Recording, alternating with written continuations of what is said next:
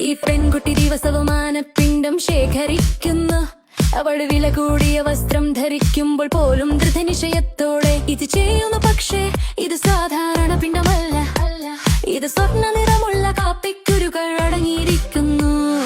ആദ്യം അവൾ ആനകൾക്ക് കാപ്പിക്കുരു, അരിവെള്ളം എന്നിവയുടെ ഒരു മിശ്രിതം നൽകി ആനയുടെ ദഹനേന്ദ്രിയങ്ങൾ കാപ്പിക്കുരുവിലെ പ്രോട്ടീനുകളെ വിഘടിപ്പിച്ചു. ഇത് കയ്പ് കുറയും പ്രീമിയം രുചിക്ക് കാരണമാവുകയും ചെയ്തു.